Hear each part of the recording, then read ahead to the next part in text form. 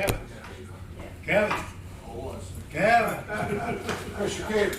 Here. Mr. Geller. Here. Mr. Buck. Here. There's a quorum present. And we need to check to see if Kevin's here. Okay. As you wish, please stand for the pledge of allegiance. I pledge allegiance to the flag of the United States of America and to the republic for which it stands, one nation, under God, indivisible, with liberty and justice for all. Dear Lord, please be with us today as we come together to try to do what's best for the county and make the best decisions that we can. Dear Lord, be with everybody that goes out and keep them safe from any storms that are in our near future. Dear Lord, thank you for being with us. We ask this in your Son, Jesus Christ's name. Amen. Amen. The consent agenda is on the board as has been published. Pay attention to approval of annual bids, the third item. That is on the consent agenda and is a very pro forma matter, so we decided to put it on there. And in the future, unless there's some issue, I think we'll put all the approval of annual bids on the consent agenda. Now, if there's some issue that needs to be discussed, we'll bring it up in regular business. So, motion to accept the consent agenda. I'll make a motion that we accept the consent agenda. I'll second. Any questions? All in favor, aye. Aye. Thank you. Okay, award the HVAC bid. I don't see them, they are here, but we did open these bids publicly Tuesday. No, it was Thursday. Thursday. And got these bids in, and so you can see why Bristol is the obvious winner of the bids. And the total construction cost after additional fees will be $66,000+. So, motion to accept the Weber Road facility HVAC adaptation. I'll make a motion that we accept the Weber Road Havoc bid for the facility and for the amount of $66,814.73. Now, this will not be under the ARPA funds. Okay, second. And we had talked to Colin on this. Colin couldn't make it today, so I will second that. Okay, any questions? Bob? I'm kind of confused of what it shows on the board. It shows, what's this 75,434? That's the SMCI bid. That's the other company that bid. We only had two bidders. Oh, That's the second bid. okay, I'm sorry, I understand See, now. that's a sheet metal contractor. Okay. And that's another company. And so they bid that amount. And that's why I say it's an obvious difference in the price. Oh, okay, I didn't And understand that. they didn't include the electrical bid for it. Okay, Any thank other you. questions? Okay, all in favor of accepting this bid construction, please say aye. Aye. Thank you. Okay, appointment to grievance panel. This is a 3-member panel. It's part of our policy and policy system. And we need the third member. One of our members has decided not to serve on that in the future. And so I would like to appoint Brittany Early as our third member. Motion? Okay, I'll make a motion. We accept the appointment to the grievance panel of Brittany Early, and that's my motion. Second? I'll second. This will be an early appointment. Yeah. Our drummer speaks up here. Need some drum set. Yeah, okay. I told you I'd do it for you. Right, yeah. Every meeting. Yeah, but you were a little bit late on that one. Yeah. You know, I was trying to obtain the court. Yeah, you had to decide if it was funny or not. It wasn't. Okay. Okay, any questions or comments? Okay, all in favor, aye? Aye. And on the situation, I mentioned policy, our HR is not in here right now, but she is working on getting a new policy system set up. And it turns out that MAC has a new books put out by, of all people, Travis Elliott. And it's an 86-page booklet, and it would be adapted to us. And so we're moving toward that direction. Don't know yet what the cost would be or anything like that. But, Travis Elliott. Okay. Is our attorney. yeah, Travis is a well-respected attorney for, and MAC is Missouri Association of Counties. So it's system-wide and it's well-approved, and I like the idea. So we're moving in that direction. Nothing to show yet, but just want you to know that policy hasn't died. Okay, Now, did I get a vote on that, final vote? I don't think so. Any other questions or comments? No. Okay, all in favor, aye? Aye. Aye, thank you. I was late for that vote. Got it. The drummer didn't pick up on that You one. guys might not recognize our next guest. Right, yeah. Okay, He's a new man. this is Mr. Jamie Cruz. Jamie Crum, with the prosecuting attorney's office, but also I do the grants for the sheriff's department. We're gonna apply for what's called the deputy sheriff's salary supplement funding for the department. And what that is there's a Department of Public Safety methamphetamine task force, and I think it comes from cash and personal property forfeitures, that they put this money in the account, and they use that money to supplement salaries of deputies. Depending on how much the deputy make is how much they get from the fund. And right now, deputies who make between $40,000 and $50,000 will get a $1,200 a year supplement, plus also will pay their benefits during that time other than health insurance. So right now we have 27 deputy sheriffs that qualify for that, and that's what we apply for. The rough math's 32,400 plus those other factors you talked about. Right. Okay. Probably about 40,000. Okay. This is state or federal? State or federal? It's state. Okay. No money out of our pocket. They, And not to be mistaken, it's gonna be for St. Francis, not Saline. It says file photos. See that? I know, I'm just making sure we were gonna send it away. Yeah. You have to look at the whole thing. I'm sorry. it says file photo. I wasn't We getting don't involved. know what files. I want to get. Sorry. Yes, I make a motion to allow them to apply for the Deputy Sheriff's Department supplemental salary fund grant. Can we be on for the Sheriff's Department? Second. No, second. Okay, any questions? Okay, all in favor, aye? Aye. Thank you. Approval of payment processing services, Mr. J. Jay Graff, recording. Recorder fees, we're looking for a new payment processing group, no trouble with the last one we've had. And the MSB group has come out March 9th, I believe they came out, and we weren't able to attend that meeting, but we had the same man, his name Dragos from MSB. He came out to our office specifically to help us out and give us a presentation, probably the exact same thing he did for the collector's office. And we decided to go with them. It's a no cost to the county, and it's a cloud-based item. They do work, do business with the IRS and the Department of Defense. And they have a $27 million building. They keeps all our information safe. So there's that's what we're wanting to go with. Tell me what they do. Our payment processing, whenever we take money into our office, they process that payment. And what's nice about it is it's cloud-based, so it's an immediate transaction. It happens if ever somebody needs a refund. You know how you have to wait, it'll take 2 or 3 days for that $100 to get back into your account. And so you can't go do something else with that $100.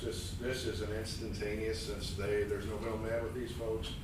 So they own the process from beginning to end. So that makes those payments quicker, faster, and easier. We'll be looking for two stations at our counter, and our computers in the office will link up with those when we're doing transactions from our desks. And this is only credit card transaction. Nope, it's Okay. Credit, debit. It's credit what? and debit. Yeah. Say it again. Credit and debit, and there is an option for e-checks. Okay, okay. But we But will if not I be go in your utilizing office and $30 fee and I pay cash, this doesn't affect that? And if I pay with a check, it doesn't affect that? No, But if I pull out a card, yes, then it goes through the system, yes, okay? Okay. Good. And so it's no cost to the county, Right. and it's the same system that the collector is already, Exact is she same. using it yet? Is it? yes, it is. the Yeah, same. it is customized. The collector has a whole lot more ways of payment, and And ours, I think we only have 5 different sections that we apply to us. Okay. A lot less transactions, obviously, in the collector's office, but still. If I go online and pay by credit card, does this go through the system? We don't have the option because we have to have that document in hand. Okay, yeah. But we can do pay by phone. If you need copies, you can call in and we can do the pay by phone method and mail you the copies or email them to you. You know, I've tricked you. I've gotten you to talk whether you wanted to or not. I know. I did this in teaching. I She told me she wasn't gonna say anything to me. Yeah, well, when I look at her and do this. Okay. I don't have a motion on this. Not yet, but, Okay. yeah. I'll make a motion that we approve the payment processing services with MSB for recorder deeds. I'll second that. Any questions? Bob? I assume that when you put your credit card in, that there's a charge that goes to them, Yes. 3 or 4%? It depends on the type of card. And Jay has those numbers. Credit cards are 2.35% and debit cards are 1.79. Which is lower than what our current company is right now. That gets passed on To the customer, yes. And, we have a $1 minimum, where right now we have a $2 minimum. So if you come in and you only have $2 in copies, you're paying $4. What is a typical amount that somebody would incur in your office? On average, it's probably $60, which is the marriage license fee. What is the highest you've seen? Oh, I've seen $300. When you have. A few $100s. Yeah, when, the surveyors need copies or they record stuff. Okay. Lloyd? Commissioners, I've heard the term no cost to the county in previous motions, and then would be surprised later to get an invoice from another department or from that department saying, oh yeah, we forgot about the technology, we forgot about this or that. Do you foresee any unforeseen expenses? No, I don't. There's a list, I'm just gonna look through it. They actually list what the no fees are to the, but the initial setup, there's no setup fee to do anything. And we had Drago's from the company here, and he said there's nothing. They also in writing, which I don't know, I've never seen anything like this. They say that they're the only one that has a no hack, no cyber attack in writing in our contract. They guarantee it. Okay. Now you say there's 2 stations. Is that card readers? Is that what? Yes, so we don't have to touch anybody's cards. They do it all on their own. Okay. And that's all their software and everything. Yes. So it's their. And they're not connected to our And Wi-Fi this or one only anything. has probably collectors that did the same thing, so yeah, thank you. Nick, Brandon, you guys happy with, IT people? Are you happy with the system? Yep. You're familiar with the collector's setup and all that? Okay. Any other questions? Okay, all in favor, aye. Aye. Thank you so much. Thank you, Jay. Thank you. Other business, anybody have any correspondence?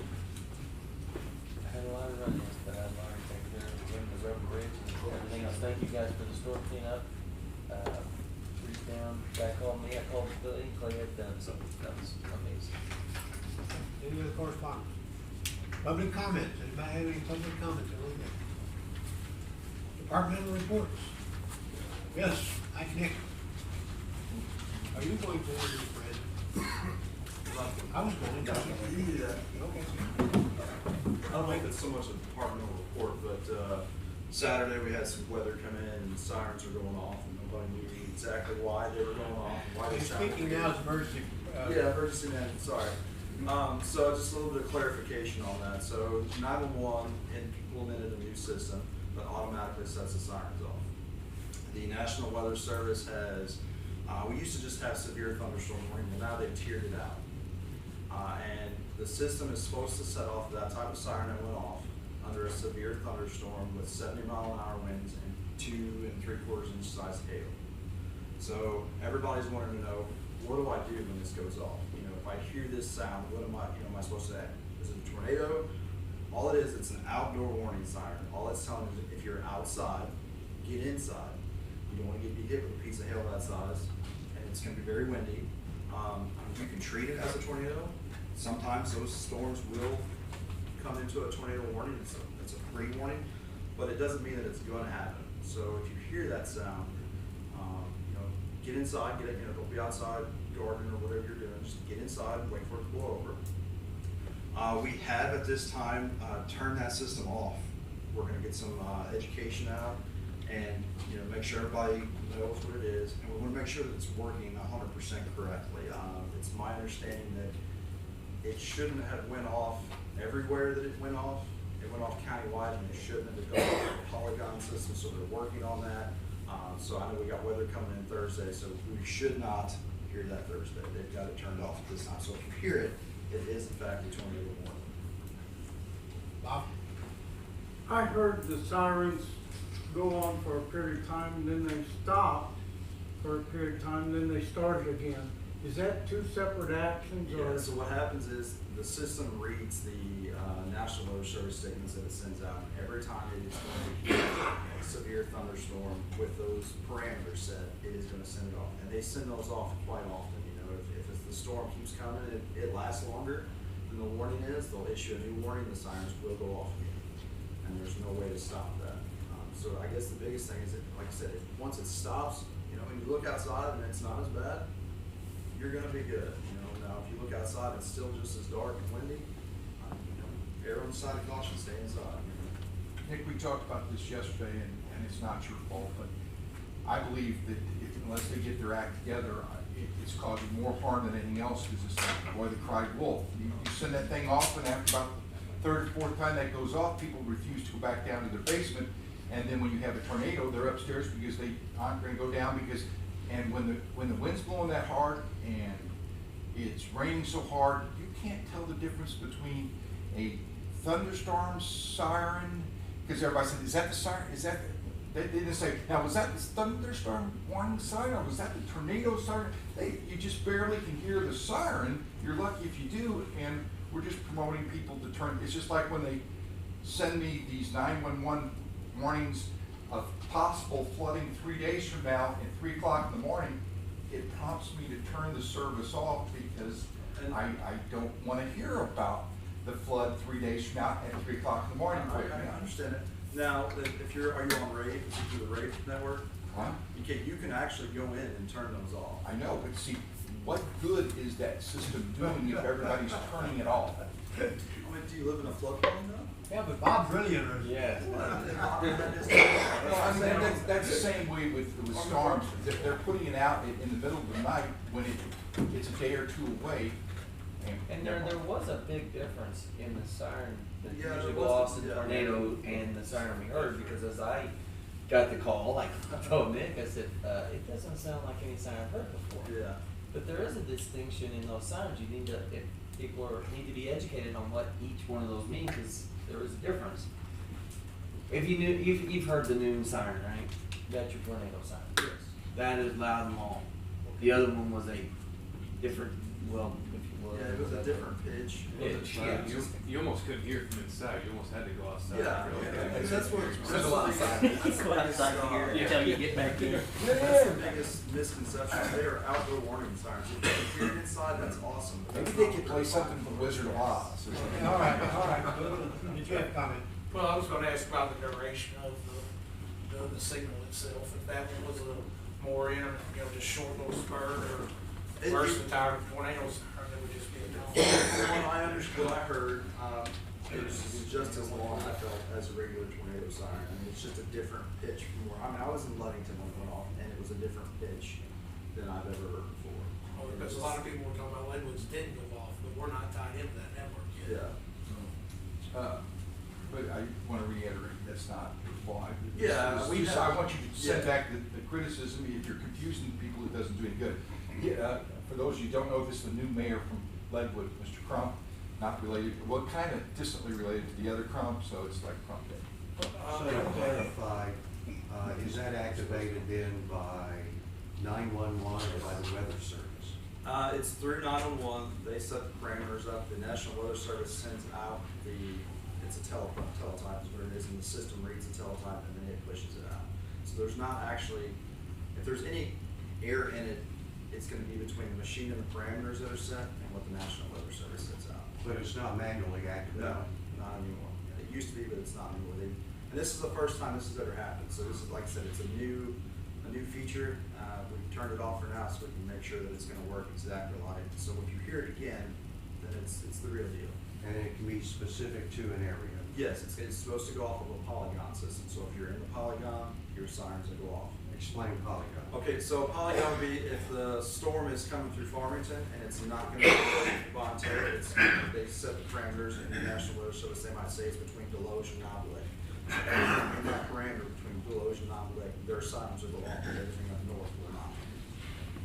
And that goes the same for the tornado sirens. So in this case, then, it activated all the polygons when it should not have? Yeah, it actually activated St. Francis, St. Genevieve, and Iron counties. Wow. So. You mean St. Francois? Yeah, St. Francois. How they do it, by the way. How about St. Louis County? Hey, it did give St. Francis County attention on the news though, because I think 3 different times they were saying this should not be going off in St. Francis County, Farmington. You did not have a tornado warning, but hey, Did it's they free. mention competent? I don't think that was. This was, That's it. I mean, like I said, we're working on it. thank you. To fix it. Thanks. Introduce your man. This is Brandon Harrington. He's our new IT guy. He's gonna be based over here at the annex in the courthouse. So when you see him, give him a hi. Okay. Thank you, Dave. Thank you. Any other public departments, I'm sorry? Just wanted to let everybody know that as of March 30th, all our deed books and reference books are now digitized. That's a completion of that project that we've been going on for a year and a half or whatever.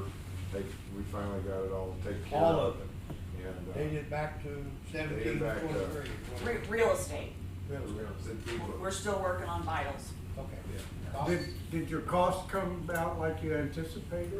Pretty close, yeah. They ran into some difficulties as far as the quality of the film that they were using to, so it took a little extra work, but we worked through that and got it. So it upped it just a small amount, but it was good. Okay. Can I give you an update on July 3rd? It's perfect. Our new quarterly that we're required to have meeting will be July 3rd, Monday, July 4th. Obviously, we're off, so we're going to do that. And that is also the date we started the board equalization. 2,200 notices are going out that they changes, so we will start that on July 3rd. Also, I want to mention Eric has got. Eric may not be in for a while because he's got his 3 main ladies there that are leaving us this Friday. And so you're going to keep coming back to meetings though, aren't you? No. That's not indefinite. So how many years of service do the 3 of you have together? Over 80. Over 80 years between the 3, and they all decided to stab Eric in the back the same day this Friday and all be gone. So we appreciate your service. I will absolutely miss you. Oh, man. Is there a party? At her house. After they're gone, yes. After they're gone. Okay. Okay, any other departmental review? Louis? I don't know if I mentioned this last week, but the independent auditors Yeah. are visiting this fine community right now. And if a department head gets an inquiry from Daniel Jones, be assured that it's a legit inquiry. They are curious as to whatever they want. If you have any questions, you can call the auditor's office, and they will be visiting us for the next 3 to 4 months. I haven't seen anything in the press, but maybe I've missed it, but this weekend is the 50th anniversary of Piedmont's, one of the biggest UFO sightings in the country, and they're having a celebration. I thought you might have had it on your, this weekend. So no, I'm serious, they're coming in from all over. Know what year was this? Aliens are coming in from all I was over. gonna It ask. was in the 70s. It was like 50 years ago where there was multiple It people was saw it. 73. They were talking about Didn't the it come same out of time. the lake? I don't know where it came out of, I just That's told what it you was there's gonna supposed be, there's gonna be thousands of people in beautiful Piedmont, this weekend with alien parades and everything else celebrating I missed the the water 50th. I slide. just They had thought a they good were water slide. big news. Okay. E.T. himself. And since some of you May the aliens, we thought that we'd bring that up. On, The marijuana. Monday, Truman's birthday, I think it's May eighth. May 8th. Will be closed that day, and that is the day our parking lot will be full of cranes and big equipment. That they've chosen that day to set the heavy, air conditioning equipment on the roof. So, they look ahead. Not till the Hey, eighth, you don't not have to till worry the about eighth. it. Not till the But, eighth. on that day, don't try to be here, because the parking lot's gonna be full of stuff. So that's why it was chosen for that day. Okay, any other departmental reports? Okay, I do have one announcement, and I think I want Kerry to talk about this. Well, this was really the good work of Bridget. Bridget did a lot of work on this, and this is the Owl Creek Park, which they've been talking about developing for the past few years. And we're really getting into the final stages here. We're, with the help of a few, we've been out locating the trails. We actually have 3/4 of the trails marked, and we're gonna be cutting the trails. And now this is a tourism grant that Bridget actually, as a grant writer, wrote this up and did a very good job on it. We went to a meeting last week, and we possibly could be getting a few more, but right now this is a good start. And we have some other monies put back for this, so I would say in the near future, you're gonna see this start developing. And this is why Kerry was not here last week, and why it was kept under wraps. Had anything been said, I'm hungry. Anyway, had anything been said beforehand, we would have lost the grant. So we couldn't announce where he was or anything about it. Anyway. So. Okay, anything else, any departmental reports? Okay, next meeting right here next week. No, doesn't have to be something. Okay. I'll make a motion, we adjourn. Second. All in favor, aye. Aye.